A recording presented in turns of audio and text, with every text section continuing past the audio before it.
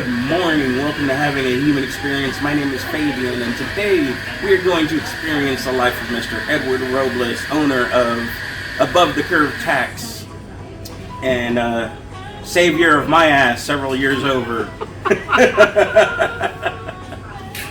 How you doing?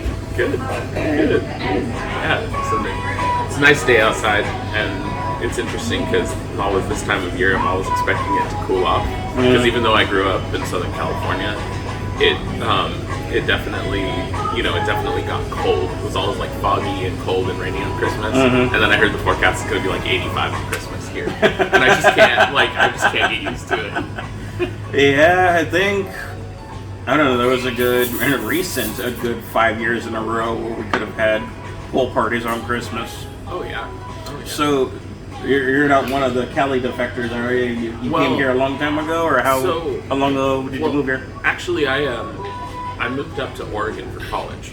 So straight out of high school, I left and I went to Oregon, and what did you go for? What did I go for? Oh, I did computer science and math.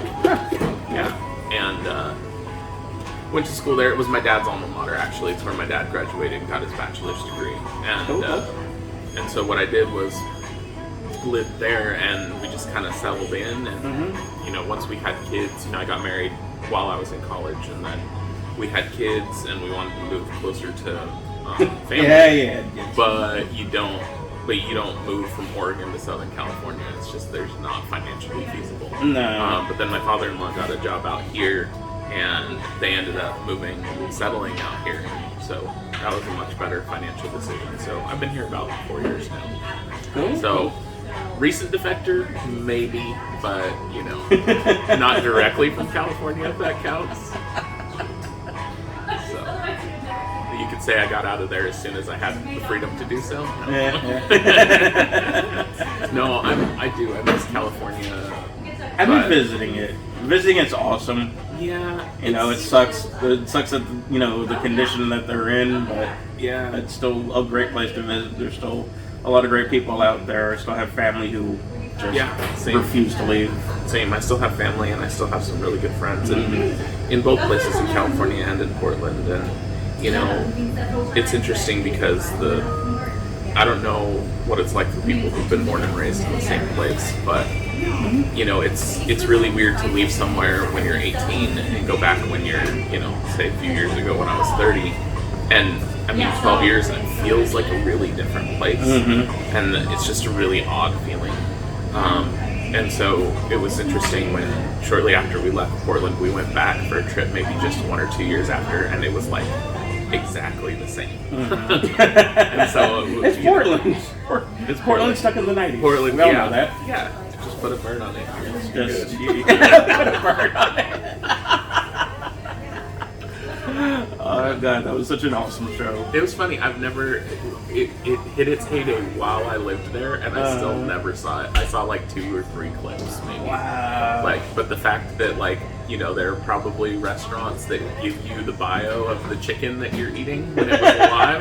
That doesn't sound too far-fetched for part of the novelty of Portlandia was just like being how ridiculous it is. It's like, no, you guys don't understand. I live here. This is not. That's just perfectly reasonable. Yeah. It's just like when some of the Texas jokes just get a little too accurate. We're like, yeah.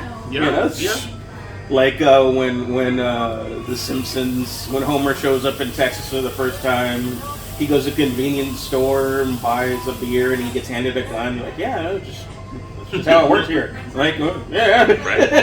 Well, it was funny. A friend of mine, he posts a lot of memes like that about Texas, and it was like if Texas colonized Mars, and there was like a Whataburger on the corner, and all the cowboy paraphernalia and stuff like that. But one of the things that I noticed is it had the American flag on the flagpole, and then it had the Texas flag on the flagpole, and the Texas flag is flying lower.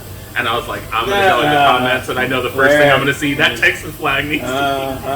And then I also noticed, I was like, oh, there's totally going to be those Whataburgers now owned by a, Chicago company comments. And I went to the comments, sure enough, top comment, that flag needs to fly higher. Second one, Whataburger's not a Texas company anymore. Like, called it. So I like to think I adapt quickly, and so I think I've adapted to Texas. Okay. Yeah. No, I didn't know it's only been 4 years, so I kind of met you right when you showed up. Yeah, you did. You met me in 2018, and I had only been here since August of 17. Yeah. So I've been here for less than a year. That's by cool. the time you met me. Yeah. And real quick, shout out to the place that we're at. Oh yeah. We're in a Tandem Coffee Shop, and what's the full name? They just call it Tandem. They just call it Tandem? But yeah, it's a coffee bar, coffee, beer, wine. Near Southtown, San Antonio. Yeah. It's owned by a mutual friend of ours by the name of Noah Masters, who will make a cameo at some point later on in this podcast, hopefully. Yep. And if not in this one, he will have his own dedicated one. He already promised me. But nail him down on that. And they just recently started doing breakfast. I want to see how he built all this, because this place is really, really cool. Yeah, it's pretty sweet. Yeah, he and like a group of other people just came together and put it together. Mm-hmm. That's a big thing. I love places like this. I love local shops. I love things that are starting up. They make a community. I mean, they have like trivia nights. Mm-hmm. They have all sorts of socials, and there's going to be like a New Year's Eve party and stuff. So. Yeah, like a couple of episodes earlier on Saturday, my Saturday morning episode was a gaming shop owned by a friend of mine who I've known since I was in my early 20s, and he was one of those few that just had that dream, because we all have that dream of owning our own Cheers of sorts, right? And he went for it, and he succeeded, and it was really, it's really cool to see all the different variations of the Cheers right bar, right. The place where everybody knows your name.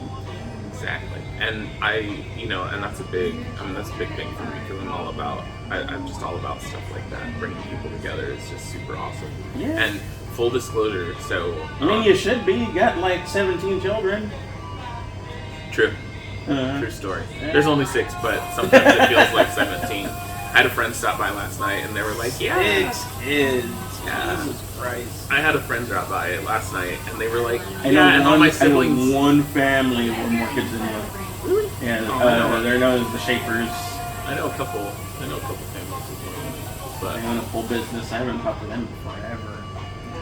Get them up. Unless you're gonna call this like the 6-kid experience or something. No, I'm gonna call this a big family experience, because I do want to talk about because I have my 3, but you have double. Yep, I told you, man, you're on the trajectory. So, but no, it's so full disclosure that when you started this podcast, I was like, oh man, I'm so into it, and I went to go start listening to the podcast, and then I stopped, and I was like, he already invited me to be on it. And I am like a worrier and a preparer. And so what I realized was like, no, if I listen to any of these episodes, I'm going to go over this in my head until the day he has me on. And I'm going to like be all prepared for stuff, and it's not going to go well. So I have saved all of the podcasts that you've done so far to listen to after I do this interview, so that that's already hours of shit. Oh, I know. I got some catching up to do. And...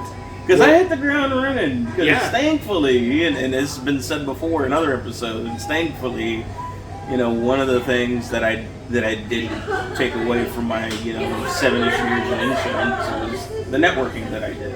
Right. So people. And so I'm totally not prepared. I don't know what is on your questionnaire. I heard some mention of there being a questionnaire, so I'm not sure what's on it, but the only thing I came prepared with is that I did want to give you a hard time because you spoiled Spider-Man. What? How did I spoil Spider-Man? I totally don't know that you did it either. It's really funny, but I don't really actually care. But how did I spoil Spider-Man? Oh no! So okay, well don't say anything, because you may not be thinking of the same one as me. No. Oh, okay. There's only one thing that I did. On Facebook, there are all those like community pages and stuff. And somebody posted something, and you commented on it. There was a tribute to a certain character. Exactly, and you commented on it, and it's like your friend Fabian posted on this page's post. I am and I was like, sorry. Good thing I don't care about spoilers. But because I really don't care about spoilers. You can tell me. It's like, I don't remember what happened in the first 17 Spider-Man movies, even though I've seen them all. Yeah. I don't remember. So, chances are by the time I see it, I'll be like, oh, yeah, that's right. I remember somebody said something about that. Yeah, but no, I really need to, I do need to have like a full like Spider-Man spoiler podcast, because holy shit, that movie's amazing. But I do want to see it one more time before I do that. Maybe this weekend.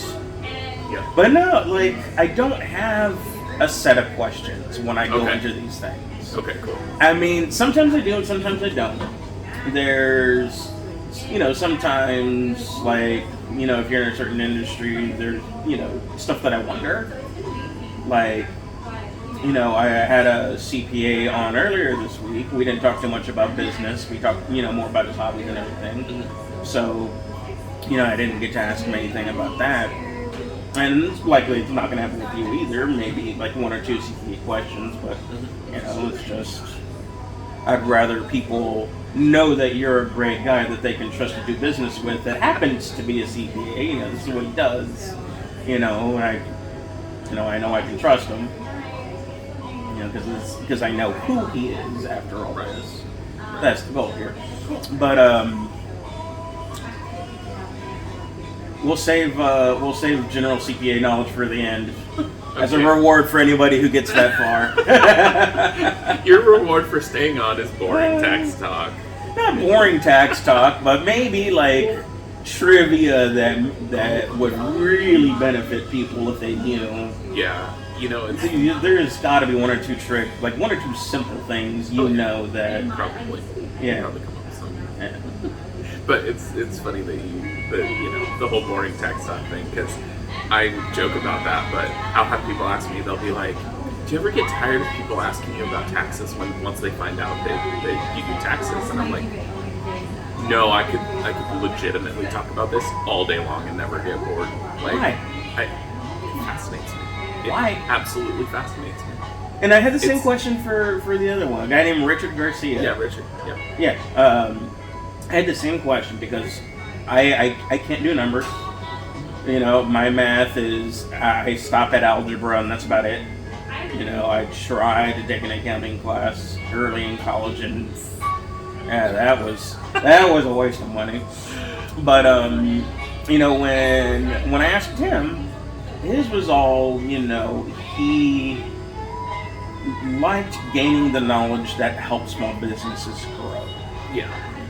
He liked the puzzle solving aspect of, each new batch of clients and then just kind of sending them on their way. Mm-hmm. What makes it fascinating for you? I think really what gets me is that people come to me in that same position that you just described. Mm-hmm. And it feels like a completely foreign concept, and it feels overwhelming. People are always like...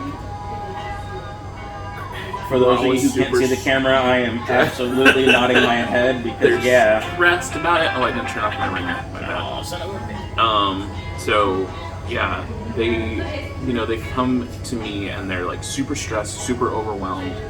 They don't understand, and it's the ability to sit there and tell them, Fabian, it's okay. Like, we got this. And to go through it and to be like, this is how, we do have this. We are good. And we can, I'm going to turn on. And, we get through it. Mm-hmm. And I can explain it, and I can make it such that, I can't change the fact that you still owe taxes. But, yeah, you can't change the fact that I'm fucked. Yeah, but at the same time, at least you understand, and at least you know how to take care of it moving forward. That's the stuff that I love. And so that's why I love it when people come to, can I ask you a tax question? Yeah, absolutely. Tell me about your situation and how I can make it better. I don't know. I just love it. I love it. And I'll tell you, because this is personal experience because, between the two of them, I lost contact with Richard for a while and met Edward along the way, and he became my CP. And the very first thing I threw at him was, holy shit, it's the 15th. I still haven't done my taxes. Here you go. And like 2 hours later, he's like, here you go. He's like, this is how much you owe, blah, blah, blah. It wasn't a pretty number. It was not a pretty number. I remember that. And that's what that's what I want to also push throughout this video, because this is definitely going to be a educational video of sorts. Because I messed up my taxes when I started off as an entrepreneur. I was commission only.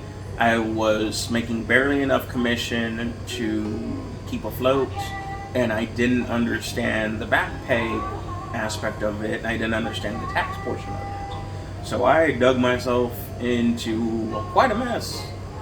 But through Mr. Robles here, and through another man I'm going to have on hopefully after the holidays, they were able to sort everything out. And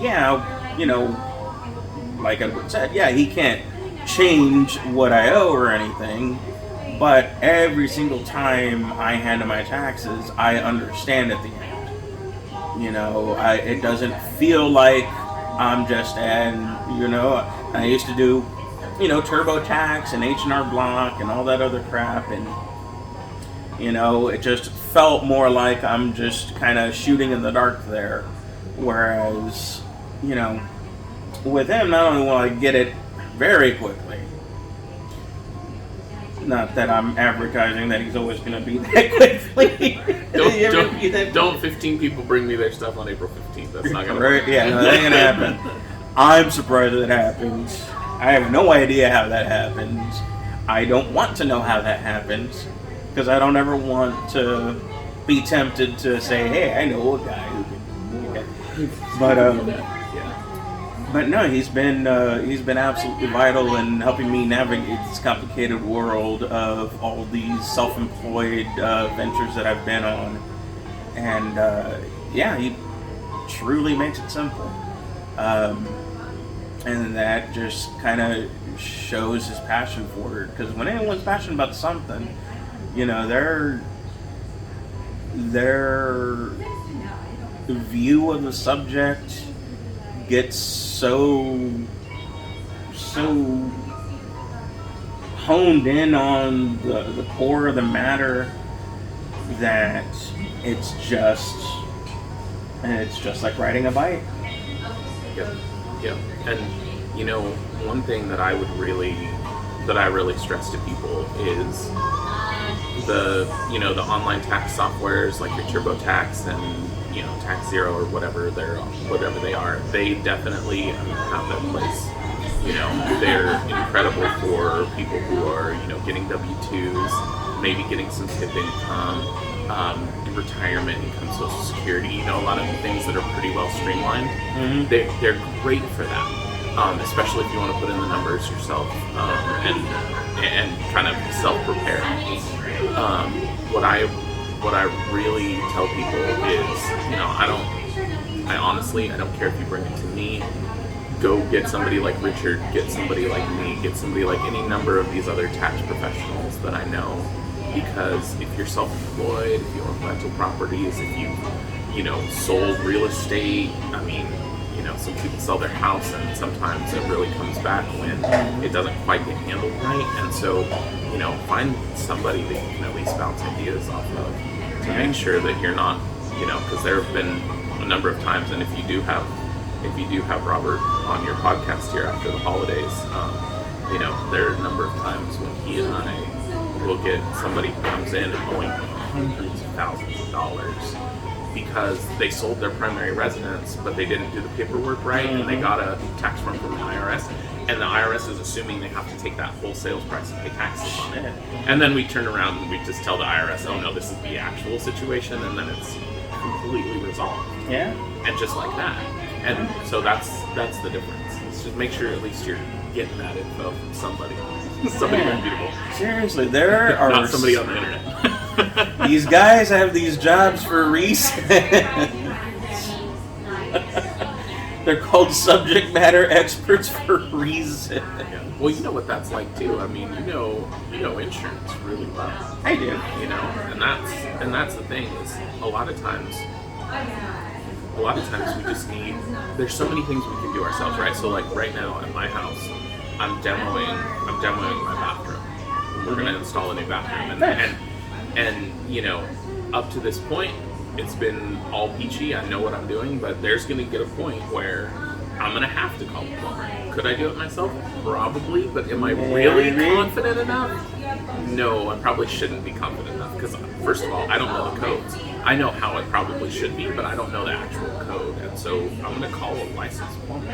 You know, I'm gonna get somebody to actually install the tile the right way because I don't want to mess it up. You know, it's there's a lot of things that we can do ourselves, and sometimes we, you know, in my opinion, that we shouldn't. You know, like I shouldn't try to sell somebody insurance. I shouldn't try to do my own tile in my shower. Yeah. You know, that's what professionals are for, and I like being that for somebody else. Yeah, and I got that insurance too. You know, just recently, about a few weeks ago, a friend of mine was like, yeah, I went through the healthcare.gov site by myself, and now my policy got canceled on me. I'm like, give me 5 minutes. Right. Well, I've got my own health insurance through the marketplace for this year, for 2021. Oh, I wasn't even talking. I forgot about yours. Yeah. But no, I was talking about somebody else. And I picked. Yeah. I mean, I had my best information, and I still picked a terrible company to go with. And so when it came time for renewal, help me. Yeah. That's what. And that's what networking is about too. You know, Noah, who is one of the owners of this place. I mean, he's my solar guy. I put solar on my roof. You know, I mean. Yeah, I gotta apologize to that farm. Yeah. Huh? You got him what? I said I gotta apologize to him for that one. Oh. Someone else got to me. Yeah. Well, solar. I mean, that's a whole nother podcast because I could talk for days about why you should get solar. But that's just me. I think everybody should. Yeah. So, I'm a nerd like that. I can nerd out about things. Maybe that's part of why I nerd out about taxes all the time. Because I definitely can. Okay. Well, I mean, you said earlier that you were in high school and theater and all that. Tell me about that. Yeah. So I was. So I have one older sibling. She's 3 years older. And even so, like when it came to school, we grew up in a smaller town. And so, like, her high school was my high school, and her teachers were my teachers. Of course. And, you know, but she had graduated when I went into high school, so we didn't overlap at all. Ah, I overlapped with my sister for a couple of years. Oh, okay. Yeah, so, but being a small town and being all the same teachers, it was all the same teachers. And, you know, one thing is I saw her doing theater, and I really wanted to do theater. And so I did a lot of the same stuff that she did. I also did band and mock trial because I was interested in those. Nice. My sister. What did you play? I still do. I still play trombone. Nice. Yeah. Oh, no, I think we had the conversation. Yeah. Dude, I bought myself. I got a nice trumpet from a garage sale not too long ago. Oh, really? Yeah. Nice. Yeah, real happy about that. Yep. They bought it in like 8th grade and never used it. Yeah, and I mean there's so many of those just sitting around people's closets, attics, whatever. Yeah. So happy. Yeah. I'm so out of shape. Oh, Jesus. It's amazing how quickly you can get out of shape, but also at the same time taking some time to get your chops back. It's nice because I haven't. There are several forms of out of shape. Damn it. Before, I mean, I know comments are pouring. I mean, I know when these videos eventually go up, there are gonna be comments, but talking to when you're a musician, your mouth has its own flexing, I like to say I'm in shape because round is a shape. So, but yeah, so I did theater because my sister did theater, and oh my goodness, I loved it. It was so much fun. It was such cool. I mean, I should have known then just how like invested in communities I was, because it was its own community, it was its own group. It was, and our theater teacher was just absolutely incredible, just wonderful in every way. I wanted to do theater. I was just way too cowardly. Yeah. Well, I mean, in a lot of ways I was too, but I've always kind of had this stagehand / roadie mentality. Well, there were a lot of people like in the theater who they did. I mean, like a friend of mine, he did end up being in the Sound of Music, but for the most part, he did lights and sound.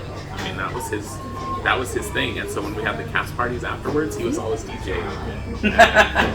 I mean, that was his thing. That's cool. He loved it, and that's actually when I started dating the girl who's now my wife. So it was in high school theater.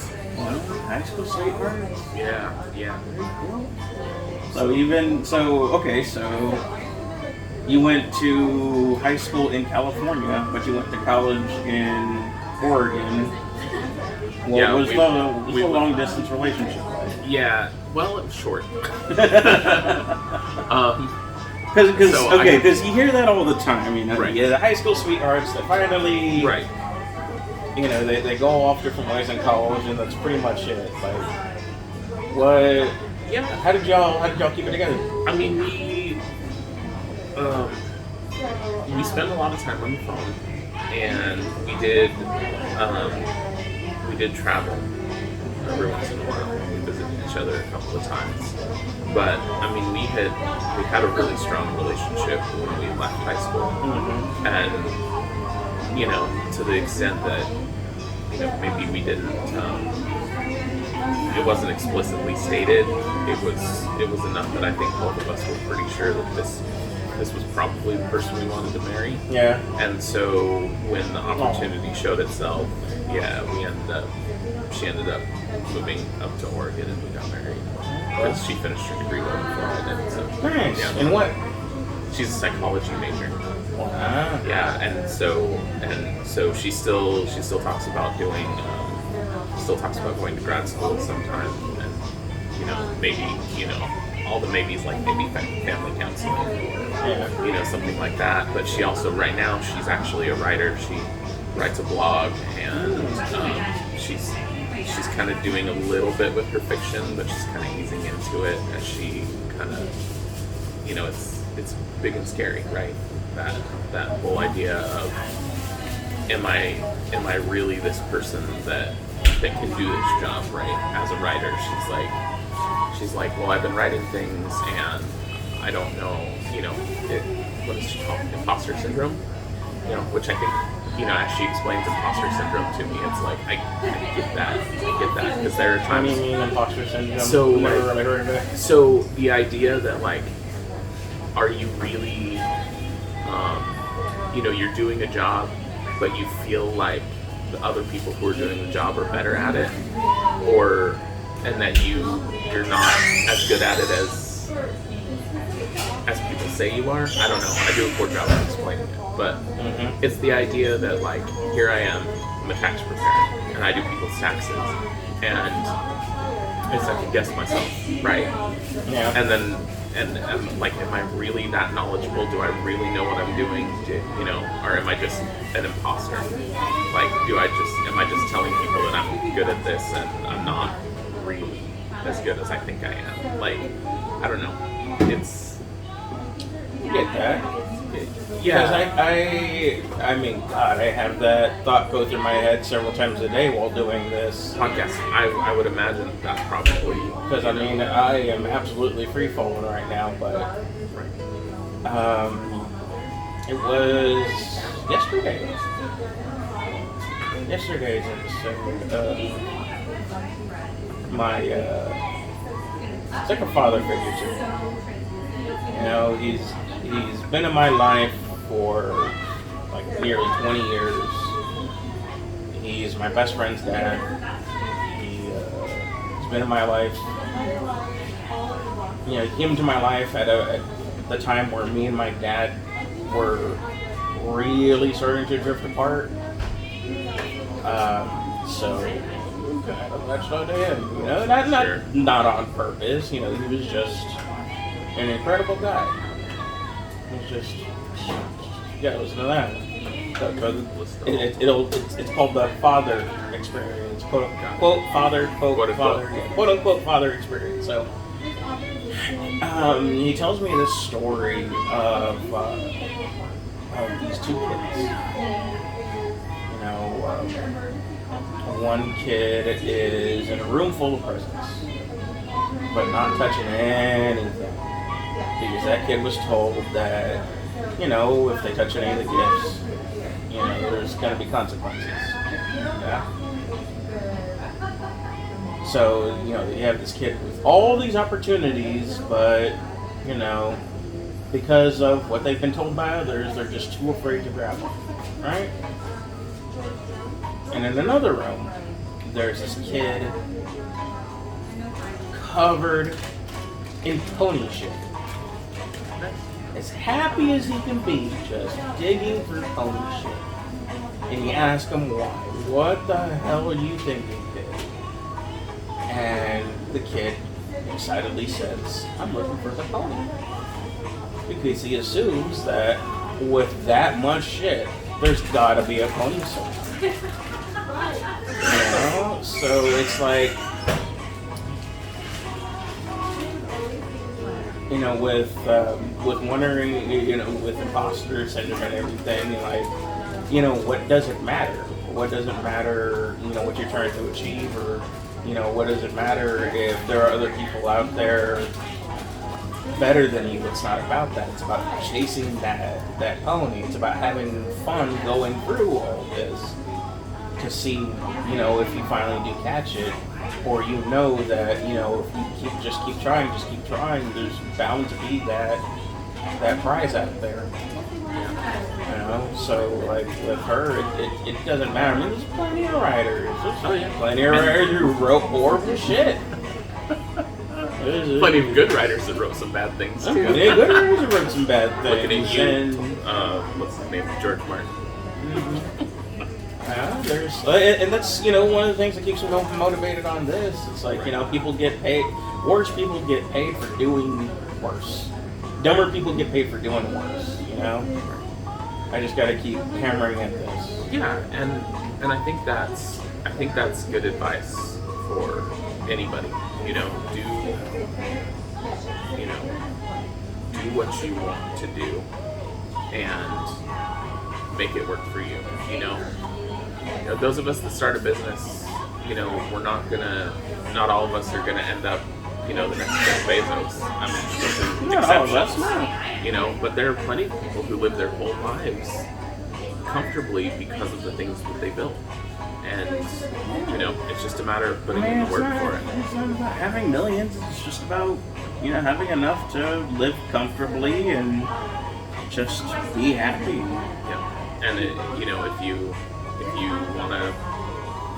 want to go have out, time to live comfortably and have time to enjoy life. Exactly. And, you know, if you're, you know, for me, like, one reason that I just love working with self-employed people is because, you know, in a lot of fields, you got to put in 60-hour work weeks in order to make it in the industry if you're going with the traditional way of doing it. Mm-hmm. And, you know, for me, like, I couldn't do that. That's not me. Like, I spend too much, like, I want to spend too much time at home. I want to spend too much time with my kids. Like, yeah, I can't work 60 hours a week. Yeah, that's why I'm calling in a corporate environment, you know? Mm-hmm. That's why I'm calling it quits, trying to figure out, you know, these first dozen videos that I've taken, because it's taken too much time away from family time and kids and helping out my wife, and, you know, it's just, yeah, I have a lot that I have to do, and yeah, there's but I want to, you know, continue doing, but, you know, at the same time, I got to have some sort of balance.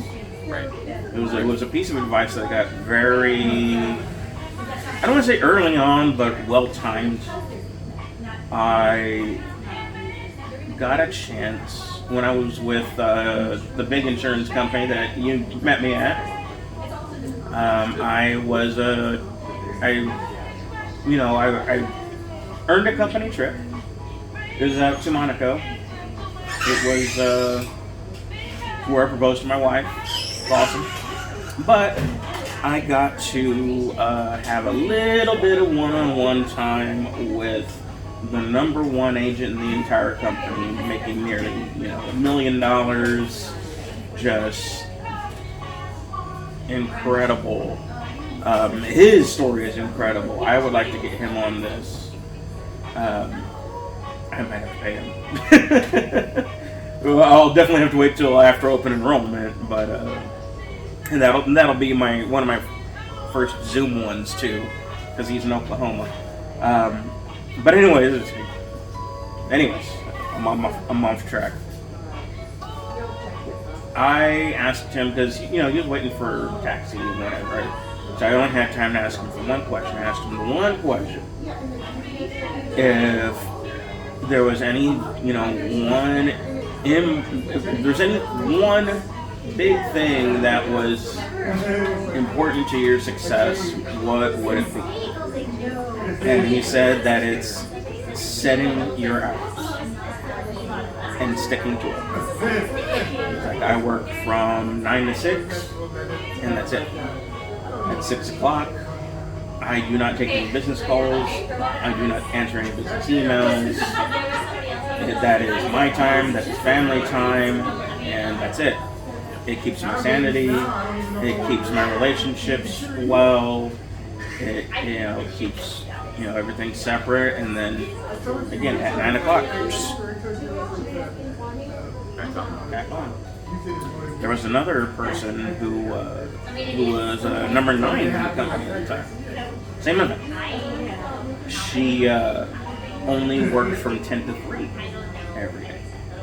Again, same reason, family time. Super important.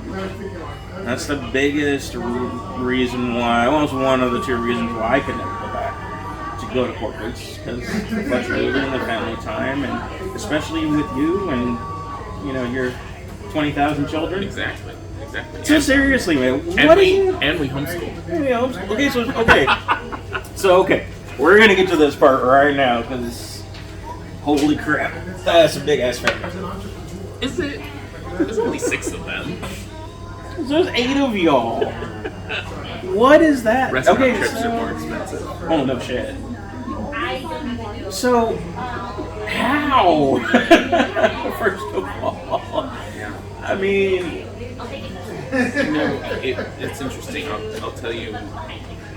Let's talk about the first 3, because we can at least compare notes on the first 3. Well, so actually, it's interesting because my kids kind of come in batches of 2. Even though like not like they're twins, but like they very definitely are pairs. And it's interesting because my first 3 are girls and my second 3 are boys. It just happened that we had our girls first and then we had our boys second. So, but our first and our second were, they're fairly close in age. They're a little less than 2 years apart. Okay. Well, first of all, what age range are we talking about here? So right now, they're 14 and 12. No. I'm talking about the entire spectrum. So oldest is 14. Oh, oldest is 14. Youngest is not quite a year and a half. Yeah. So about the age of my daughter. Yeah. So he's 6. He just turned 16 months. My youngest. So. Jeez. Yeah. Okay. Yeah. So and to have a 14-year-old at home. 14-year-old girl. Yeah. Your oldest is 5, 6, 4, somewhere in there. Yeah. So a teenage girl, a preteen girl, a pre-preteen girl, a pre-preteen girl, and then 3 boys, 7, 3, and 1. Now the reason I kind of say that they're in pairs is because the first 2 are pretty close in age, a couple years apart. The one after that, she's a little more than 2 years apart, but she's also like the same distance between her and the first boy. But when we were in Portland, we were kind of done with with the with work and with the size of the house that we had and everything. We're like, okay, we're done. And so there's actually a 4-year gap between my oldest boy and my second boy. You were done, but you weren't But then you weren't committed to the idea of being done. Right, well, we got here, and we had a bigger house, and the standard of living was a little bit cheaper, and so now we have our last two, or most recent two, depending on how you look at it. But, okay, so you know, I got this uncomfortable question for 9 months straight. Are you going to? Are you going to do? Yeah, I don't know. You don't know? I think each time, after each kid, the answer was I don't know. Until it really got to the point where it's like, okay, we're having a kid. Then it's like, okay, yeah, I guess we're gonna have a kid. Yeah. But it's always an I don't know, because and I guess maybe that just means I'm never willing to rule it out, or I'm still not willing to rule it out at this point. But there's some symmetry to 3 and 3. Oh my goodness, I'm a terrible person. I'm like, hey, I'm gonna turn off my ringer, and then I don't turn off my work phone. Nice. It's okay. So yeah, so that's kind of that. But so talking about the first 4, we were living in a little less than 900 square foot house, 3 bedrooms, 1 bath in Portland. Yeah, on a 5,000 square foot lot. What were you doing back then? So until my son was let's see, for the first and the second kid, what was I doing? Yeah, I was in college. So I've done a lot of different jobs. But there was the call center was the main one when my oldest was born. Call center. Yeah. And then for the second one, I was actually working for a stove shop, a wood stove shop, because wood stoves are big up in the Pacific Northwest. Yeah. And so I worked for a wood stove shop, and then the bookkeeper for the wood stove shop got me started with a CPA and just doing some side work, 10 hours a week, copying, filing, that kind of stuff. And then the CPA asked me to learn bookkeeping, and the CPA asked me to learn how to do taxes, and then I just kind of picked up payroll while I was doing it. And so that went until my son was born. And once my son was born, I actually just kind of went out on my own and was doing solo practice, tax prep. So, just real estate in Portland is just stupid expensive. Well, yeah, it was interesting because we hit every lucky angle because we bought in 2008 when the market had absolutely crashed. Yeah. There was a house that was for sale by the bank because it was a foreclosure. We offered them $35,000 less than asking, and they countered at $30,000 less than asking. And so, and then we turned around and sold it in 2017, and the house more than doubled in price. And so, mixed, paying down the mortgage payments with the double the price. Also, my father passed away in 2016, and left a little bit of money there too, so combine all those factors and we were able to buy our house down here. It's 12 or 1,500 square feet, something like that. It's 5 bedrooms, 2 baths, and it's a quarter acre. So nice. Cool. So yeah, so we had room for 2 more. Might as well. Yeah, and each kids are so unique. Even though the experience is very similar, with each of our kids, we go through similar things, but they're all so different.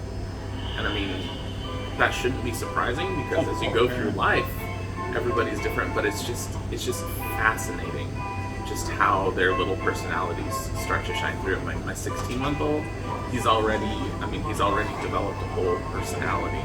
And I look back at pictures of my other kids when they were his age, and I can see I remember them like that, and I can see that still in them, at this age, and it's just super cool to me.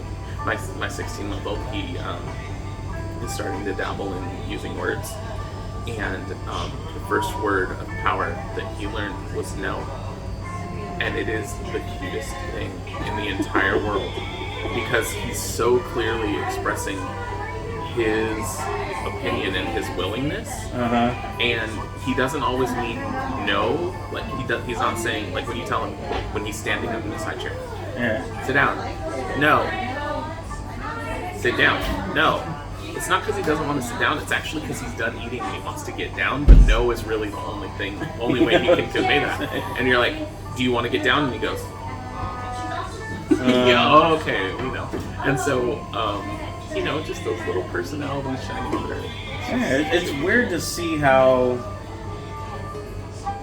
different they grow up to be when they're all in the same house, Like, how all my cousins are different, how different my sister and I are, how already different Alex and Kira are. Cause yeah, about the same age range. She'll be 2 in February, so she's what, 18 months. Yeah. So she has a couple of words that she likes to use. Dad, mom. At the top of her effing lungs, dad and mom. Yeah, so Leo's still at the age. At 16 months, he is still only ever yells mom. But he does think I am pretty great. So he loves to hang out with me. He'll like run to the door when I come inside and stuff. But for now, it's just the middle of the night. Mom! Yeah. And she gets so mad because it's never mom. It's always mom. Mom. Like little gremlins. How old are the boys? So Leo's the 16 months, and then I have a recently turned 3 and a recently turned 7. So 3 and 7? Yeah. Are they at the always hanging around and playing with dad stage yet? Oh yeah. They always want to do things with me. They always want to go. My 3-year-old asked if he could come with me this morning here. Nice. And I was like, no. Because the reason I'm not doing it at my house is because you guys are here. Yeah. Because they live. So like I said, we homeschool. We got kids home all the time. And it's always loud and raucous and wonderful, like all the time. And I work from home, and it's really nice to just be able to really, to take do all of that with the chaos behind you. It's nice to be able to take a small break and walk out and just interact with your kids for a few minutes. That's true. Because I cannot sit down and focus on things for an extended period of time. I've got to take breaks. And there's something so relaxing about my sons, my daughters, all my kids just being able to say hi. And it doesn't take a lot, just like a check-in. And we structure our life in a way where, we can split time on doctor's appointments, like co-parenting really during the day. Yeah.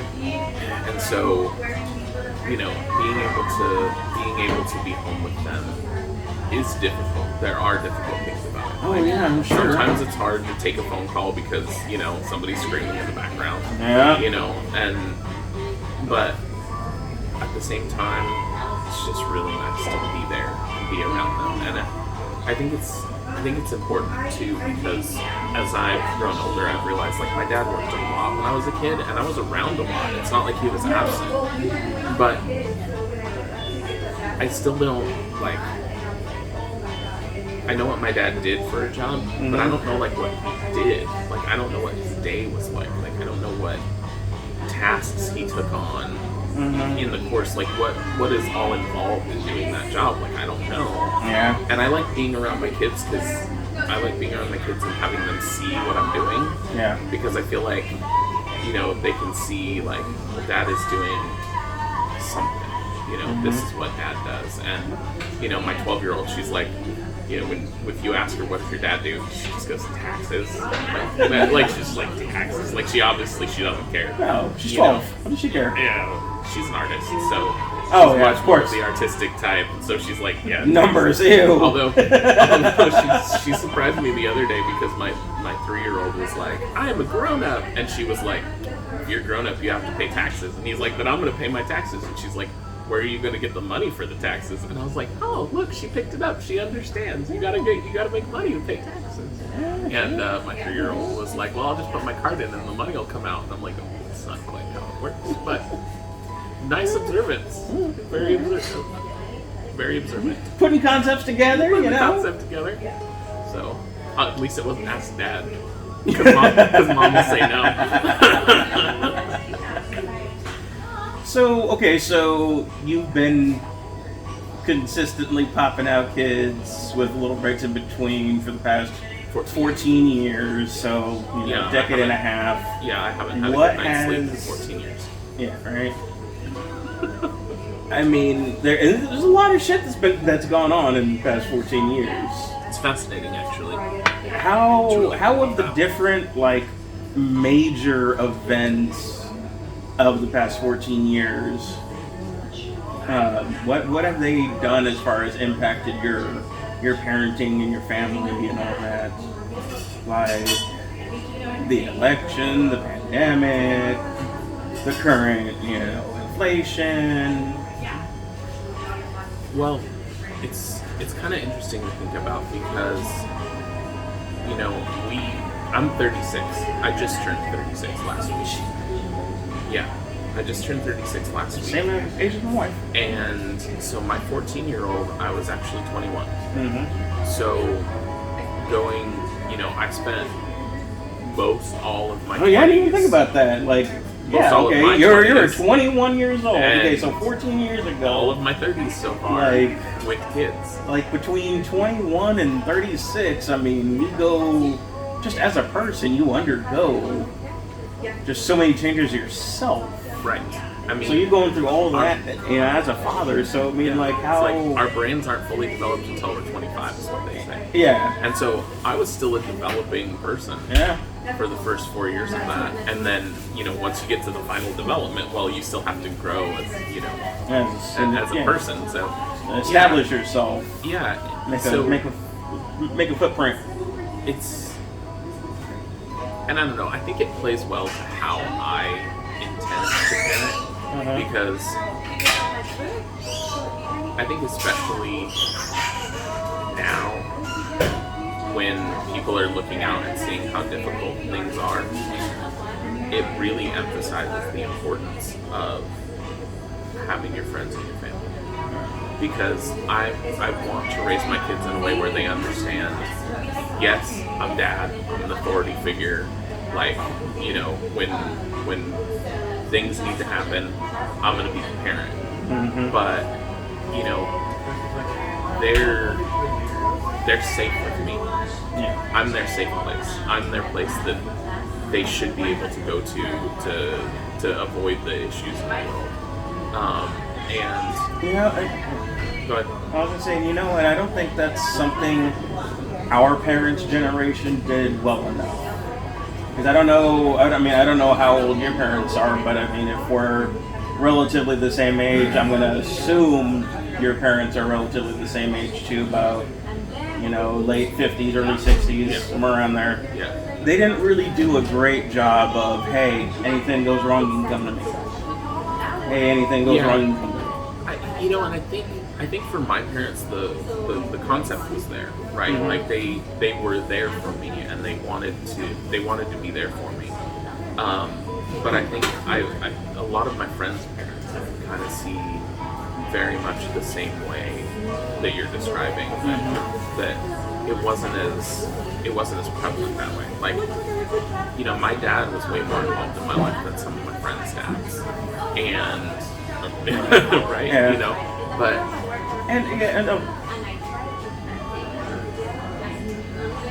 continue yours. I'll get mine next. That's a long story that I'll finally. Yeah. Well, and so I want to be there for my kids, and I want to experience life with them. I want their experiences to be shaped by knowing that they have a parent who's experiencing them too, or who has experienced similar things in the past. So what were you going to say? Well, and especially with your 14-year-old daughter, it's easy. It's not too hard to remember being that age. At our age, that's not too far in the past to remember. Yeah. But no, like you said, certain people's fathers weren't incredibly involved, and mine wasn't. We went early on when I was a little kid. Yeah, I know it's easy to relate to a little child. All I got to do is watch a cartoon show with them every once in a while. Whatever. We had our Saturday morning cartoon shows together. We watched Ren and Stimpy and all those horrible Saturday morning cartoon shows. So bad, I loved so them. bad, but you know, as soon as I started watching, you know, like Pokemon, Yu-Gi-Oh, Digimon, and all that, there started to get this divide. You know, suddenly I was interested in stuff that looked weird, and it also didn't help that his schedule was extremely erratic. He worked for H-E-B. He'd been in H-E-B for a very long time, so he, you know, had several different, I guess, you know, high in the store positions. So early childhood, you know, it was rare that we got to hang out with them. Just hang out, father and son, you know? The teenage years were kind of even worse. You know, we started to drift apart really bad as far as interest goes, because I just dove further and further and further into the worlds of anime and comics and video games and stuff that he just would not take the time to get to know, you know?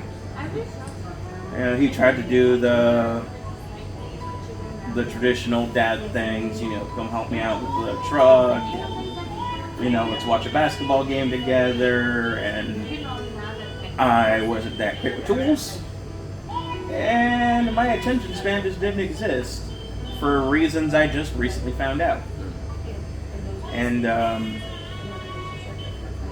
And so we just kind of had this kind of estranged relationship all our life. I said estranged, right? Yeah. Kind of sounds like I said restrained. No, estranged relationship all our lives. And then my parents ended up getting divorced late in my life, like theirs. And so that's where that part of the story ends, because that opens up an entirely different other can of worms right there. But it's everything leading up to that I have constantly reminded myself as, you know, as being a father now. You know, constantly reminding myself, okay, no matter how weird it is, cheer your son on.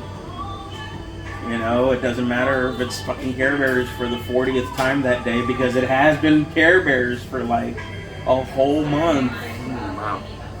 I haven't experienced Care Bears lately. You know, I've just learned to find something in it to hang on to. Yeah. You know, and just kind of roll with it. Like, I remember My Little Pony with my girls, and I mean, I was like, okay, and I watched My Little Pony, and I watched a lot of My Little Pony.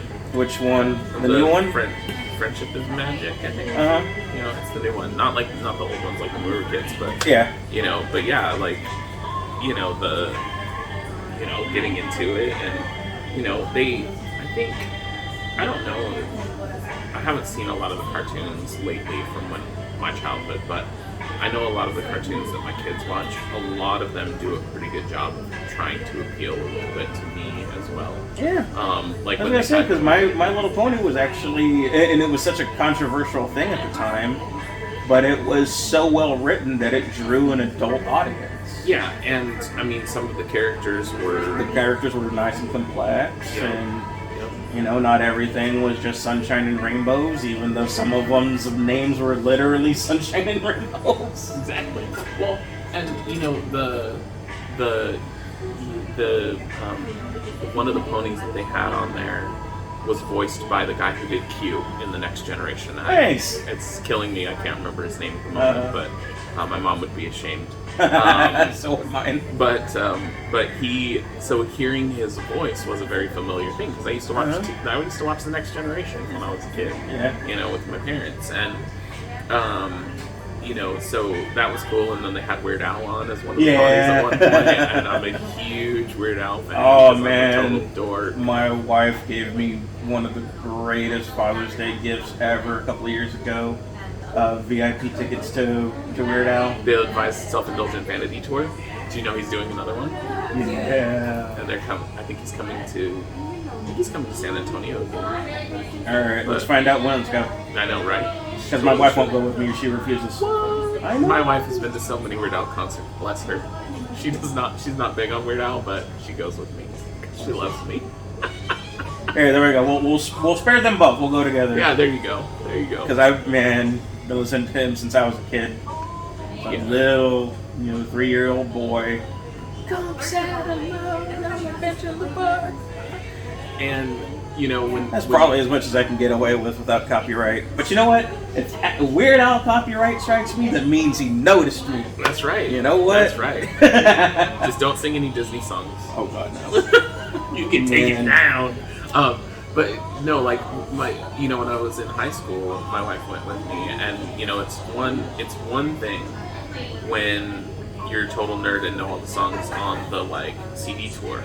It's a whole nother level when you're the nerd who knows all the words during the Ill-Advised Vanity tour, where he's doing B-sides and songs that I'm like, oh, I like this song, and it's like half of the audience has never heard it before.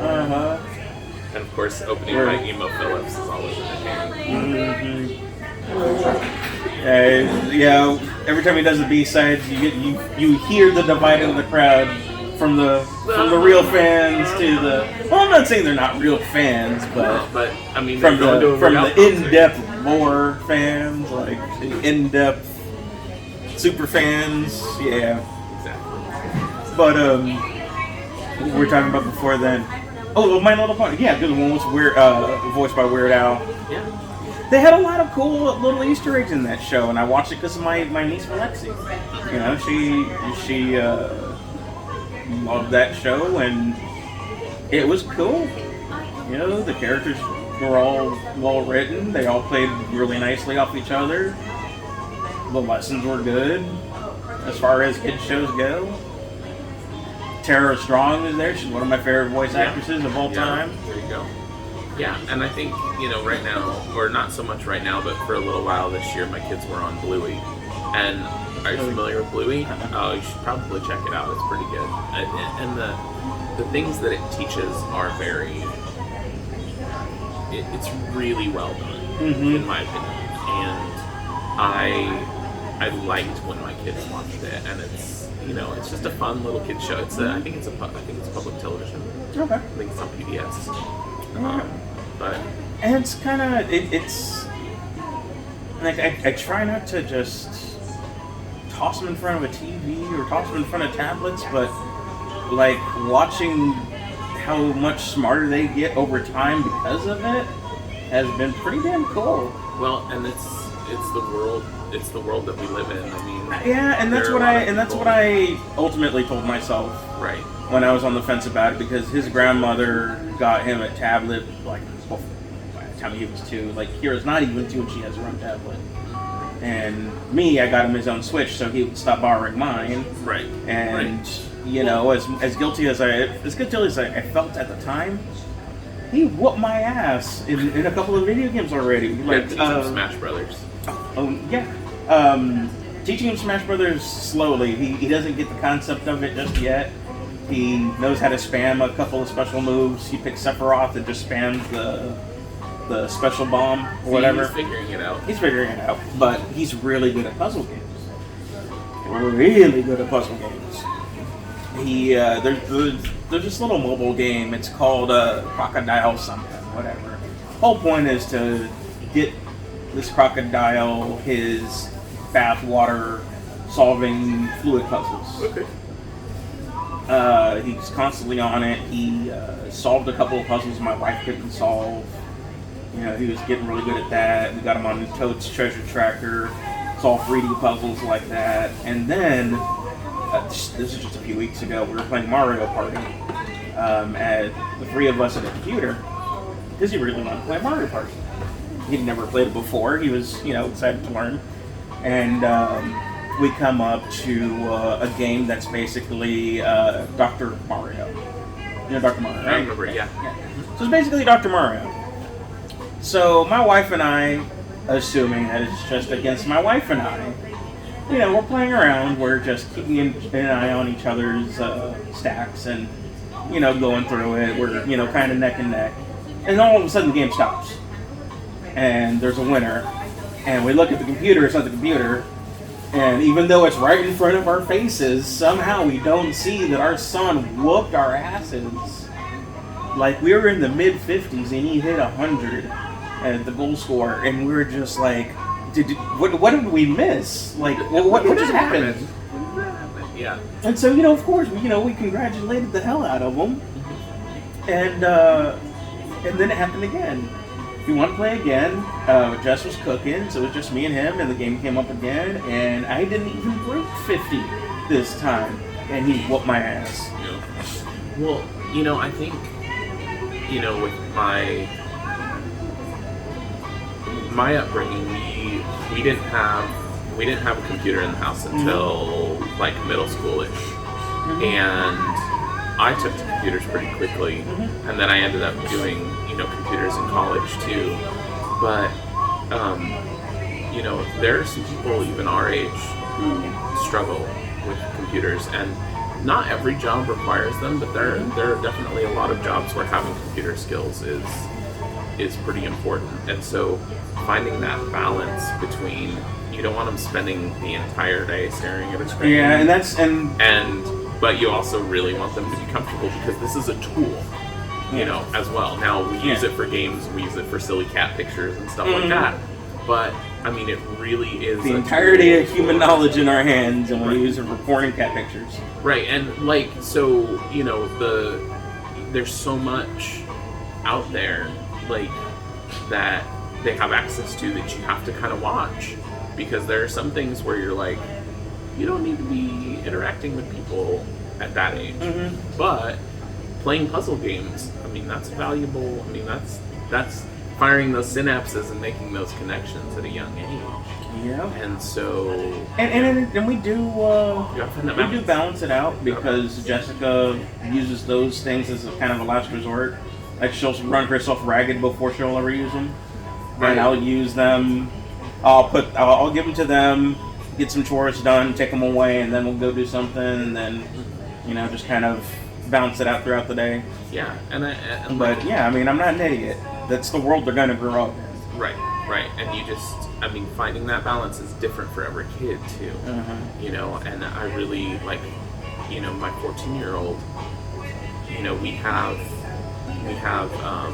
Google's version of the parental controls, where their devices will lock at a certain time. Nice. And we recently took off the controls on my 14-year-old, and she still struggles with it sometimes, where she'll end up on her phone late into the night, and then she won't get good sleep, and then she'll be super grouchy the next day. Oh, well, man, it's the age of self-management, Right, so looking at that, I think of not, she's not mature enough to know how to use this, but rather, she's learning this at 14 instead of 18, right? So, giving your kids choices, they have to be age-appropriate choices, age-appropriate, but you've got to give them those choices. The way I treat my kids is I want to give them those choices as soon as I can, so that when they make bad decisions and when they mess up, it's not critical. Yeah. I don't want them getting to college, having unlimited access to their phone, and staying up till 6 a.m. and then flunking out of their classes. That's not a good way to learn. Being late to 8th grade when you're doing STAR testing, that's not life critical. That's not mission critical. I mean, that's just So what age are you going to let them drink and smoke pot? To the extent that they'll get their hands on alcohol or pot, I don't know. Because they're not getting it in my house. But that's the, you're talking about, beating college to the experience. Right. I don't even know. All right, you're 18. I don't even know this what is going to college happen is in college. anymore. I I mean, but like really, look at that too. 14 years. 14 years. Look at all the things that have changed. And like my 12-year-old, she's all up in what's popular culture, and it's like, oh, you guys are so old, and we're like, yeah, that's because we lived in our popular culture. We live in our popular culture. We built your pop culture. Are you kidding? We still live in our own pop culture. Yeah. It's not that we don't get what's cool. It's what you think is cool is not what's cool to us. What's cool to us is the ill-advised vanity tour Weird Al. Yeah. Just because that's not cool to you doesn't mean it's not valid. See, we have what's cool to us. What's cool to y'all is city. Well, and it's like I was showing my 12-year-old Vines. You remember Vine? Of course. Okay, so Vines predated TikTok. Yeah, and TikTok is. And I showed her a Vine compilation, and at first she was like, whatever, and then she was like, oh, these are pretty funny. And I was like, yeah. They were really funny. Yes. And because ancient TikTok, not even ancient like 2 years ago. Well, and it's like I'll go through TikTok and I'll be like, people would have never posted that on Vine. Yeah. It's a completely different culture. But Vine was very, I don't know, very entertaining to me. Oh yeah. Every once in a while I'll go through Vine compilations for like an hour. Just to see the ones that you saw all the years ago. It's so weird that, I mean, the internet has only really been as big as it is for about 20-ish years. And some of the things that used to be so popular are just so ancient, they just seem like relics because the world technology moves so fast. Like the Numa guy. The Numa guy. Or go back even further, do Homestar Runner. Or the hamster dance, man. Yeah, like I mean, now it's just like whatever. I mean, and then we're just talking about that, not even just how fucking how media culture has changed and everything. It's just and look at gaming too. Like when we were kids and LAN parties for StarCraft. LAN parties. Like, I mean, now there's. And then when I got to college is when World of Warcraft started and people's heads exploded. And now we just have these phones in our pockets and we can go and play Among Us with, random people at any time. And, you used to have to work hard to get a cooperative game like that. I don't know. So maybe someday that'll be a way to get people together for D&D a little easier. Right. But I mean, with your children expanding a couple of generations of their own now. Yeah. Teaching. I mean, you already can't do some of the things with your third girl that you can do with your youngest. Yeah. Well, already things that.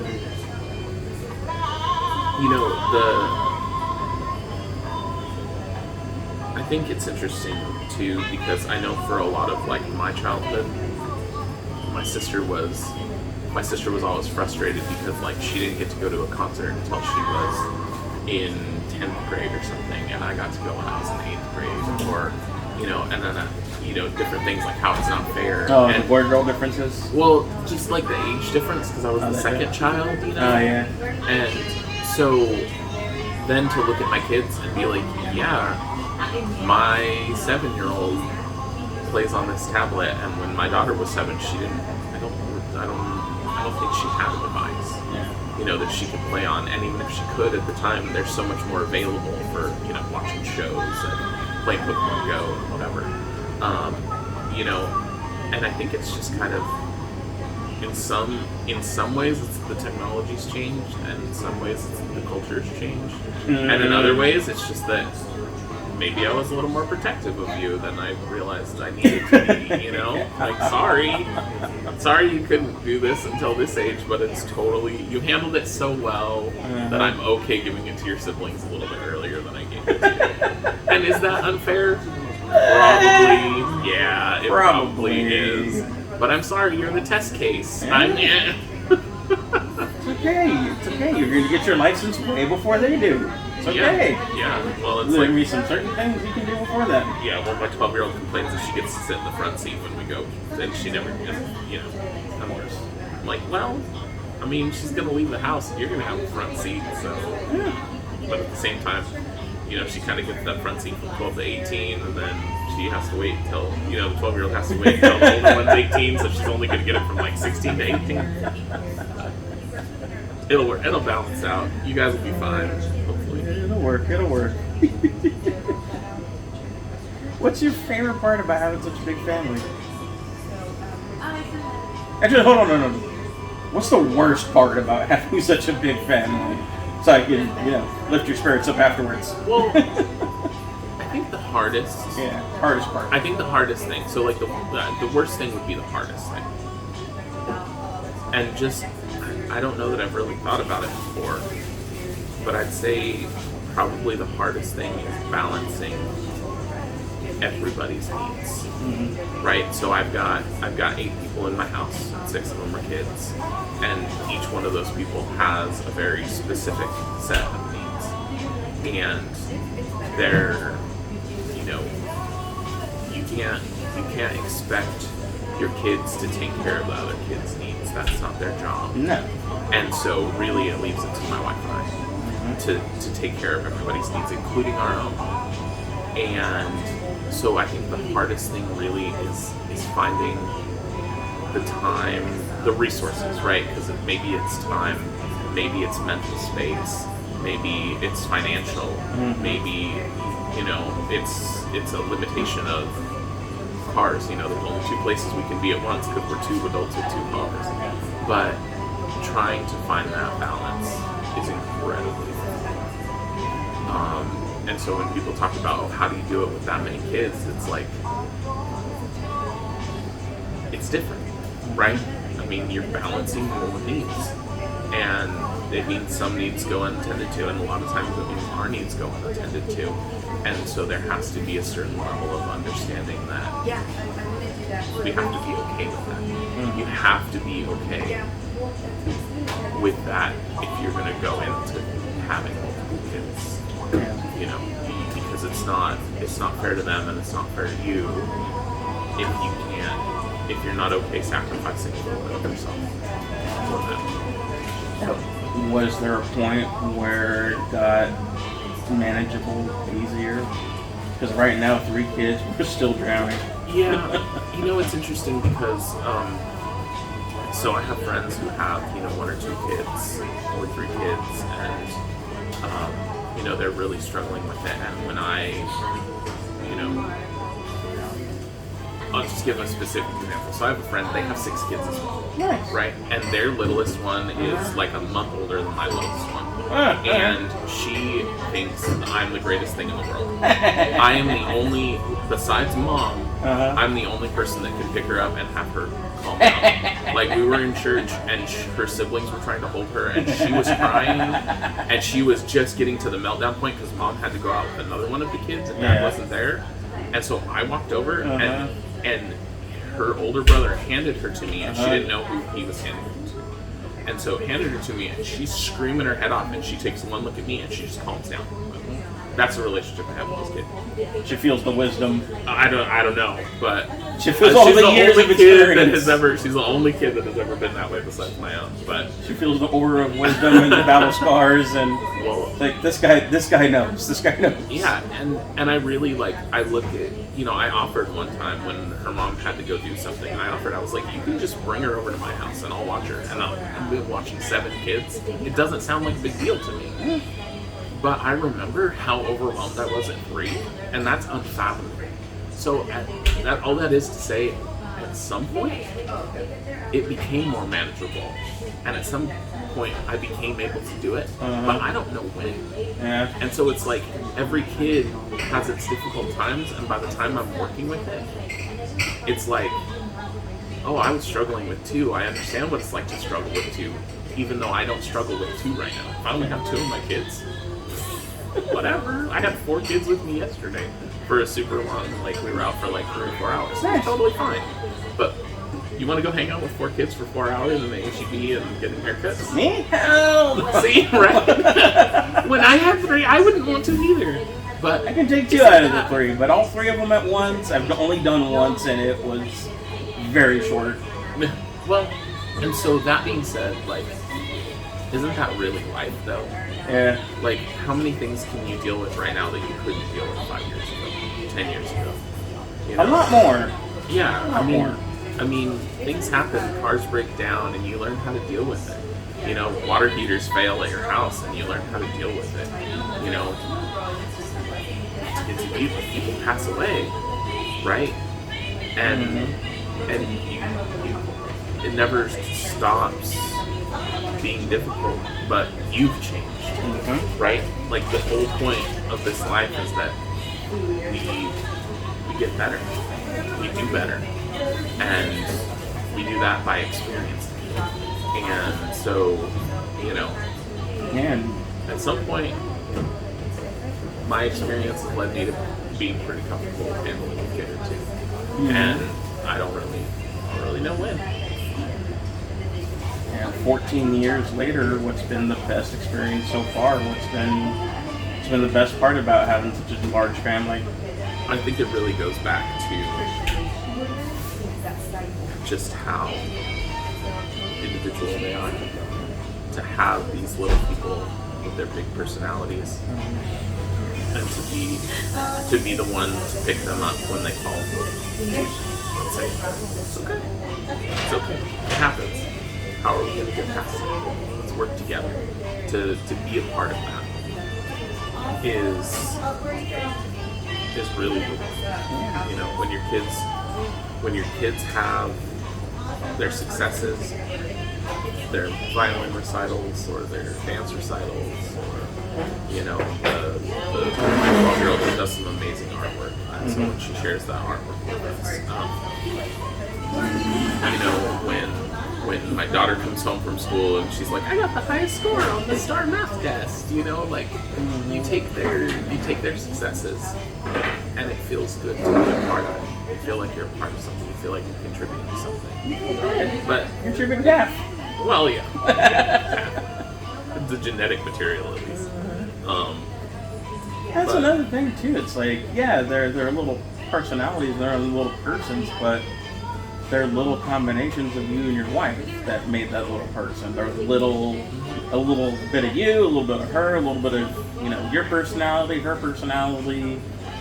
And there you go. It's really fun. Remix. When they get to the older stage, I don't know if it's just because I realize it at the older stage, and if it happens with the younger ones, but I'll tell you, I will tell my wife, I'll be like, my 14-year-old does this, and I don't understand why she does this, and it drives me crazy that she does this, and this, and this, and this, and this, and this, and this. And my wife's like, yeah, you know that's everything that drives me crazy about you, right? And I'm like, I know! That's what I'm saying! I get it! Because I do this! It's obnoxious! And there's so much that's like that. And there are times when my wife will complain and I'll do the same thing. I'll be like, yeah, like how you did X, Y, and Z. And she's like, fine. Shut up. But yeah, they're their own little people, and they have funny little quirks. And my 14-year-old, she understands it. So when, like, we went to a new pediatrician and they're like, what's the family history of disease? And then, 20 minutes later, my 14-year-old looks at us and goes, why did you have children? Because we like you. If you liked us, you wouldn't have subjected us to all of this.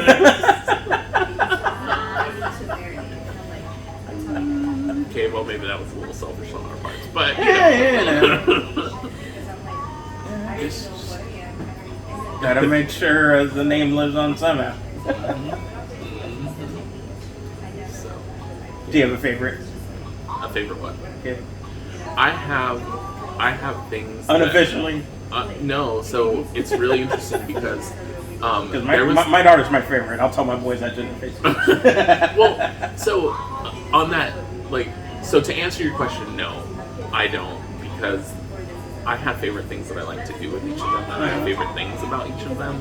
And it's like I tell my 6-year-old or my 10-year-old, I'm like, it's why you're one of my 6 favorite people, and or you're one of my 6 favorite kids, or one of my 7 favorite people.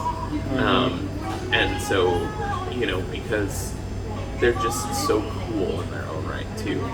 But it's funny because my wife and her 2 siblings will still every once in a while talk about who's their parents' favorite. And every time I let it go for a little while, and then I go, no, guys, you need to understand. I'm your parents' favorite child because I am the reason they have grandkids. And my mother-in-law's like, he's not wrong. Yeah. He's not wrong. I love my grandma. She'll tell all my cousins to their faces that I'm her favorite. Mm-hmm. Yeah. Just be more like baby. It was so weird growing up because she, it was a traditional Mexican household. Even though we didn't speak Spanish, well, at least our generation didn't. But it was very sexist in a lot of ways because of my grandma. She would specifically tell the girls to their faces, like, no, kitchen work and dishes, that's woman's work. And then immediately send me outside to do yard work. Yeah. Well, the double edge. Right. And there's so much, like, much generational that has changed too. Like, you really look at, like, so my parents I think are in the baby boomer generation. Yeah. I believe. I know my dad is. I think my mom is. My parents are. And then I'm like, because I'm the oldest end of the millennials, mm-hmm. right? And so, but we're the ones that had Steve. There we go. That's how we divide the millennials. If we say Steve, we had Steve, and you know what we're talking about, you're an older millennial. Yes, you're if an older. Not, you're a younger millennial. Yeah. And so but like, there's generational differences. My grandparents, my parents, mm-hmm. and and I know our kids are gonna have theirs too. Like, my kids are supposed to be Gen Z, although I guess my oldest are Gen Z. My younger ones, apparently, they're talking about Generation Alpha. Yeah, I don't know. But I'm like, let's not start using Greek letters to do this. Like, I'm still dealing with Omicron at the moment. Like, we're not going Alpha. I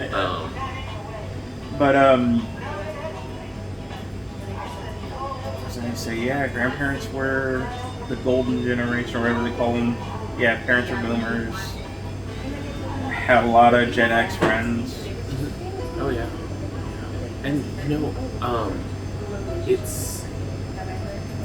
it's so interesting too, because even though they, in a lot of ways, they were, shaped by their time and had, some of those same prejudices, right? They also were the trailblazers in our families. Like, my grandparents, my dad's parents, my grandpa was 100% Mexican, and at that, about 50% native and 50% Spanish side, but 100, Mexico back to the 1500s, right? Yeah. And, my dad's mom, she was Scandinavian and English, and they got married in the 50s. They were born in the 30s, and, the only reason they could was because of the Loving case, the Supreme Court, and even then, there was all sorts of prejudice that they put themselves through, and really blazed trails for people to do that now. That's how my dad's family ended up in San Antonio in the first place. Since my grandpa ended up here, because his family was very racist against all the Mexicans they decided to move from Spain to live around. I don't get that, but they moved to a country of brown people that they hate. So whatever. Mm-hmm. And my grandpa fell in love with a neighbor girl, and both families hated each other, so they moved to San Antonio. Yeah. And just hearing stories of the way both of my grandparents' generation, how they grew up, also very different.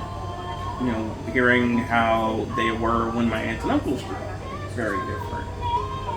Just all these people, within the generations. Yeah, they're within their respective generations, but they're very different people than we think when we think about because we see kind of things. We see them as a snapshot, right? Yeah. And that's anybody, but I think it's really pointed when we see like our elders, like grandparents, and maybe older people, that we see them in the years maybe when they've declined a little, when they're not, not as sharp as they used to be, or or any number of things that they don't move around as well as they used to. And I think there's so much more to people, and that's why I'm so big on communities, stuff like this, like talking to people, because nobody is a snapshot. You just see them in that snapshot. Like nobody's permanently in where they're standing right now. No. Everybody's aligned, right? And so, looking at somebody in this particular instance, not to, you can't tell, and so it's not fair to judge, right? Yeah. Because you could catch somebody on a good day, you could catch somebody on a bad day, you could catch somebody in a good year, bad year, or just in a foreign may situation. Be the only moment you catch them in. Right.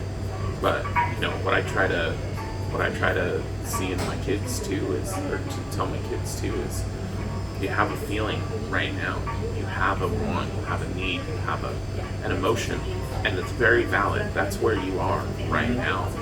But I've seen you grow up.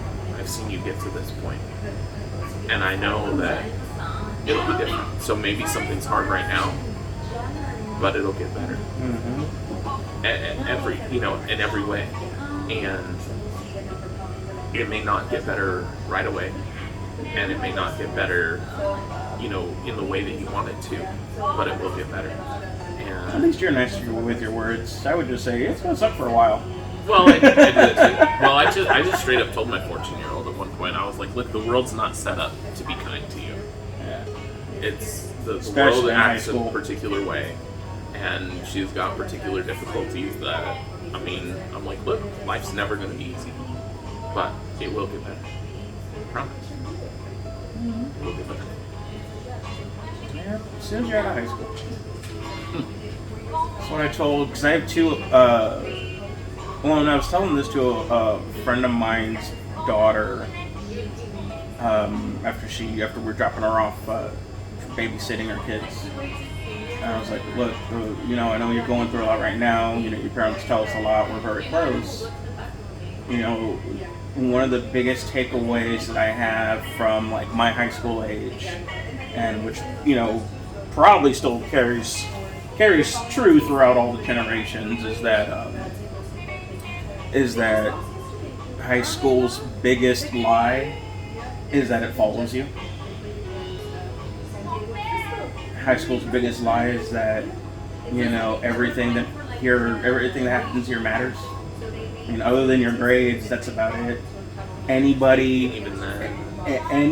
you interact with, even if it was somebody you had saw on a daily basis, even if it was your best friend, after high school, you will need to make an effort to keep them in your lives. They're not just going to stick around. The bullies that you had to deal with, all those shitty people, they're going to be gone the instant, that stage is gone.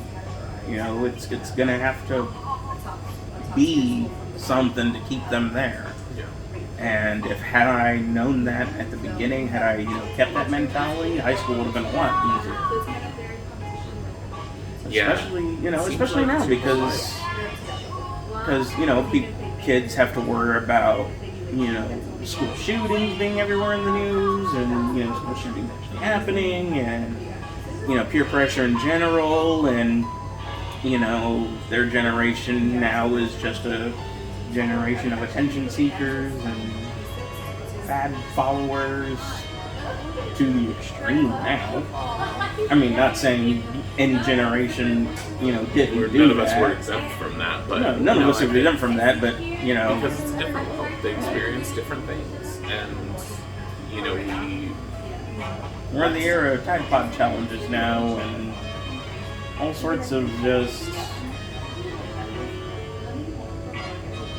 We have the ability to potentially grab 15 seconds of fame, and way too many people with the access to it. Yeah, and there's a lot of. It's not. Oh, sorry. But no, there are a lot of good things about social media, but there are great things about it. Obviously, I hope there are. Yeah, obviously there are. But it's not all bad. But it's it's a different world that they live in. The number of times that people said, at Facebook, because this was back a few years ago. If Facebook was around when we were in high school, like we'd still be living with some of the things that we experienced in high school because there'd be a record of it. Yeah. If all the stupid stuff we ever did was recorded for permanent, it'd be hard Facebook to move on. didn't solely do college kids for a few years, then would have been on Facebook a lot earlier. Yeah, and so I think that's really the crux of understanding, like. I was a firm believer that no generation was stupider than the other. We're just the ones reporting it. Yeah. But now I'm starting to question it. Well, I mean, here we are, the millennials raising this generation, and Generation Alpha, apparently. Not Generation Alpha, exactly. And I don't know. I think we're gonna make mistakes. Oh yeah. In ways that our parents didn't. Right? Like we're gonna do our best to correct some of the things that we saw that was wrong with our parenting and that was wrong with the world when we were kids. And we're totally gonna mess up in new ways, and our kids are gonna have to grow up thinking about. That's how it's gonna happen. I'm not gonna screw this up the way my dad did, and so I don't know. And it's easy to mess up too. I find myself, getting short with my son real quick or yelling at him real quick, just like I was yelled at all the time. But at least I do the one thing that I wish they would have done back then is go back and explain why I got yelled at and had my ass chewed out. Sure. Hey, I'm not mad at you. Yeah, I was mad, but here's why. Right. You could hurt yourself, you could hurt this, And apologies matter. matter. And apologies too. Apologies too. For sure.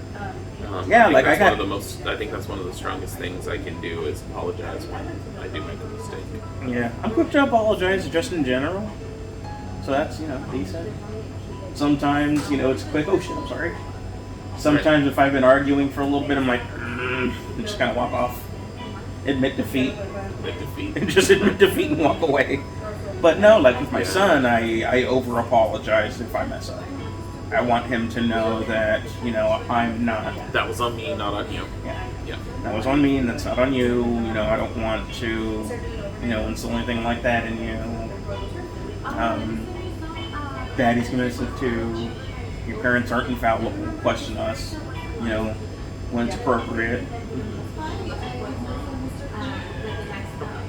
Exactly. But it's all about learning and growing, and I think that's really the best thing about having as many kids is you get to see them learn and grow, and you get to see them make something out of the life that they've been given, and you get to be a part of that. It's cool to watch, especially in the early stages when it's like, hey, they couldn't do that. It's so easy before. It's so like, easy hey, they to couldn't see do it. that last week. Yeah, like my son using words or starting to walk, or and then as they get older, it's not as visible. You don't really see it as much, but they're still growing just as much, and it's fascinating. This has been pretty cool because a couple of days ago, was last week? It's all blurring together already. What's today? Wednesday? Yeah. Okay. It's all. Shit. This was a Saturday. I still need to get some stuff. Crap. Anyways. 85 degrees. I'm not gonna get over that. I'm not gonna get over the fact that it's supposed to be hot. Pool party. Yeah. Anyways. This has been kind of cool because last week we had the Copelands on, who were the guy David. He got ordained to marry us at our. He dressed up as Batman and everything. It was cool. That's a cool story. I don't know if we ever showed you, if I ever showed you a picture. I got married by Batman. I haven't seen that. Yeah, so it was my wife's idea. She wanted to get married by a man dressed as Batman. So through a couple of networking connections, we came across this guy named David. He saved us from some guy who probably would have scammed us, and he didn't even blink. He didn't hesitate. He was like, yeah, sure, I'll do it. So there he was, just as Batman there. It was so cool because I got to, put on my tux and everything while he's suiting up and putting on all his cosplay gear, and he brought a friend along to play the Joker, so he's putting on his makeup and his green hair, and it was awesome. But anyways, where was I going with this? We had them on a podcast a few episodes ago because they're about to have their first kid. And so it was like, okay, well, they're their first. This is the first time we've all been together since they got married. And I surprised my wife and his wife anyway. Well, and him too, because he was under the impression it was just going to be me and him talking. So, that turned out really nice. And, I was like, this is going to be also, kind of on the other end. I'm just at 3, you're at double. Like, you've managed a hell of a lot harder times, and just glad to know it gets better. It does. You're gonna, my advice for people who, there are people who've had kids much longer than I've had kids, but, for people who are moving up to this point, maybe don't have the teenagers yet, it does. Everything gets better. You get better. You still struggle. You still fall, but kids are an experience, just like anything else in life, and your experiences shape you. And I'm a different person because I have 6 kids than I would be if I didn't, and I like to think I like that. Yeah. I like to think that was a good decision. Yeah. So, that's really how I look at it. Is, even though it's hard sometimes, it's 1,000 times worth it. Every one little success is 1,000 times better than, the sum of the problems. How often do you and your wife get to go on date nights? The 2 of you? We don't very often. We do a lot of family trips together.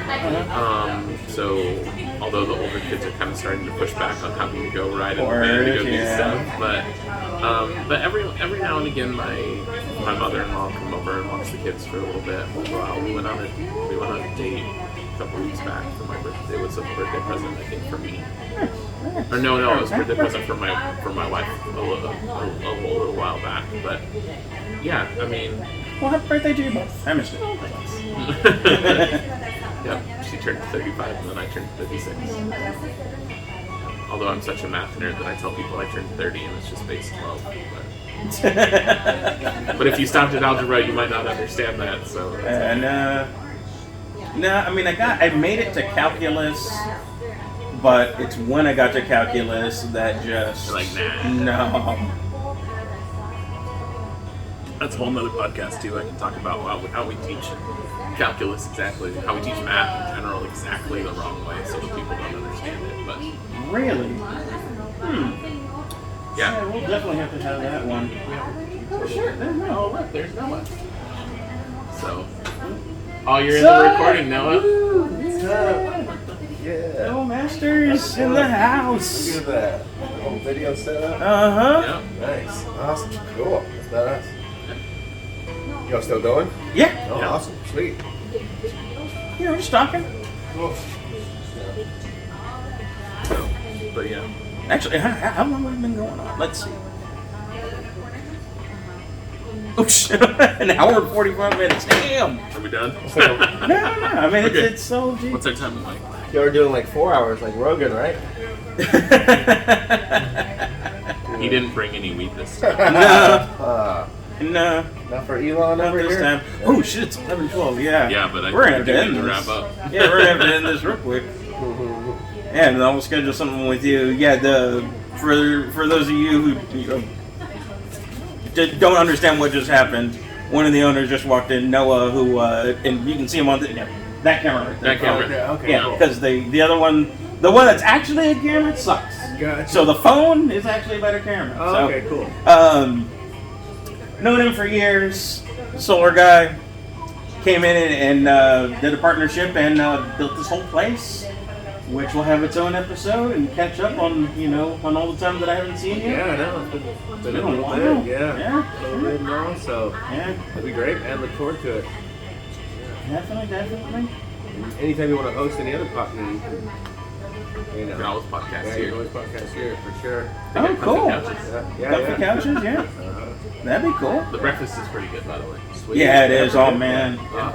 Yeah. Having waffles for the bread for ham and cheese. That was so good. Oh yeah, I know. You want to get one. Gotta get it. Can't go wrong with a waffle maker, Cool, man. Sweet setup. Yeah, well, thank you. I'll send you a link, and I'll definitely tag this place and all that, and then I'll touch base with you to get something scheduled. Okay, for sure. Definitely, buddy. Okay, did you want to sit right there?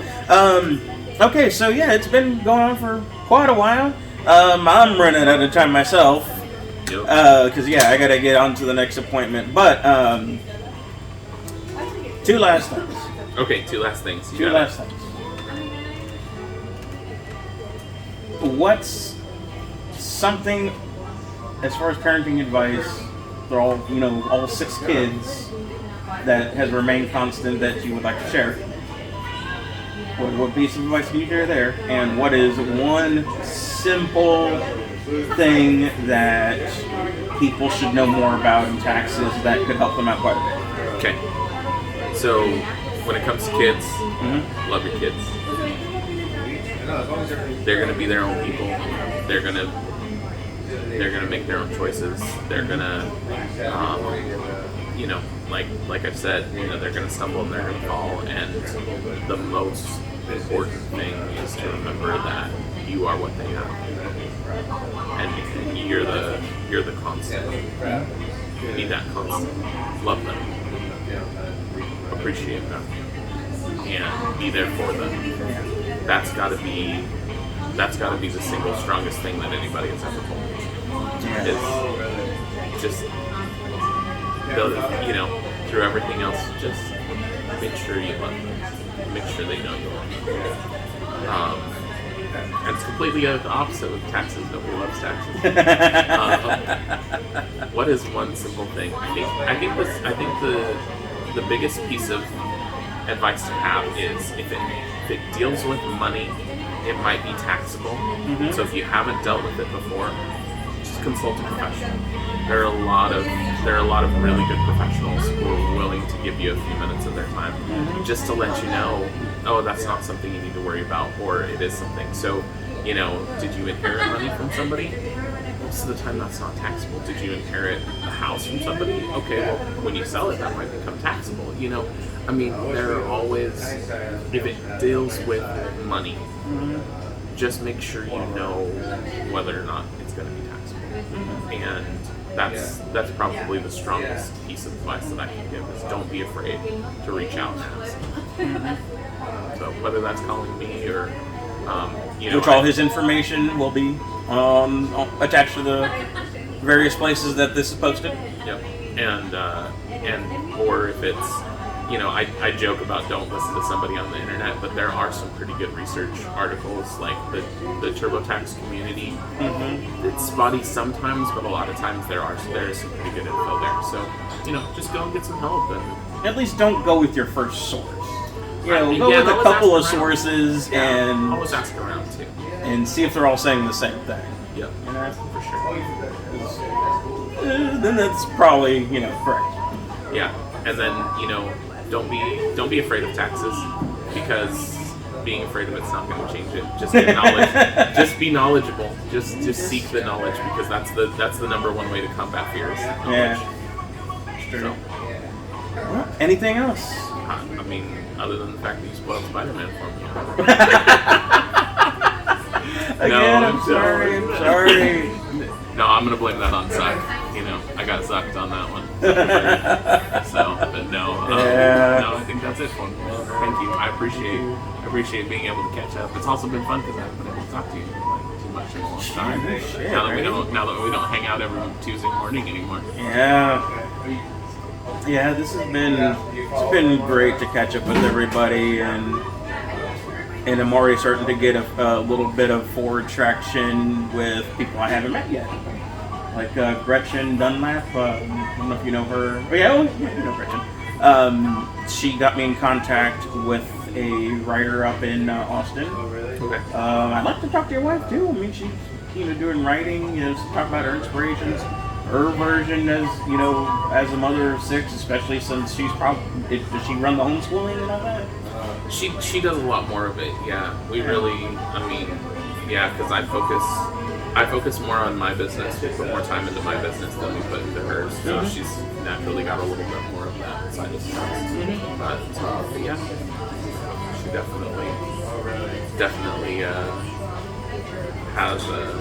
definitely has her own story to tell. Oh yeah, definitely. I'd love to hear from her as well. And thank you for taking your last few days of freedom to do this before tax season. Absolutely. I would. I mean, and I don't think I'd find a reputable CPA with the free time to do it, but a podcast dedicated to taxes and how to best prepare them. And yeah, there are some podcasts out there and YouTubers who put together some how-tos and some knowledgeable stuff. Yeah. I mean, it's obviously not going to be me talking. That would be entertaining, though. Here, let me tell you a whole bunch of stuff. Say this. Yeah. I don't know if that's something you'd be interested in, or if you ever have you ever find yourself time within that small window? I love doing stuff like that. Yeah. I think it'd be cool and very helpful if we did, and if we got it down to like an hour, half an hour of just some of the basics, some of the, here's what you should do before you prep. Here's what to worry about, and again, we have any questions. Common questions are always, they're just the common questions that I go over with people, and it would be kind of fun to do something like that. And battle some of the misconceptions, like you can pick who your dependents are. You can't pick who your dependents are. There's actually a legal test as to whether somebody's your dependent. So, hell, we could even do it next week before tax season, or again, if you have some time, I can meet you at your office. Yeah, up to you. Let's look at it. But all right, that is it for this episode anyway. Edward, thank you for about to see Robles. Robert came out. It's hard when your last name is Robles and you do a lot of work with a tax attorney named Robert, because people will call me Robert every now and again or something. Yeah, Robert Forte is the guy, the tax attorney we're talking about. Yep. Boy, I do a lot of work with her. They do a lot of work for me. They do a lot of work together. Yes, we do. But they are my go-to guys. Once Edward's done and wants to burn my tax return just by looking at it, we send it over to. Yep, send it over to Robert. To Robert. It'll be okay. No, it's great. It's great. That'll be a great story too. That'll be a great testimonial too. But anyways, thank you, Mr. Edward. Thank you very much for sharing your experience with us today. Absolutely, it was my pleasure. Appreciate it. All right, y'all have a great day.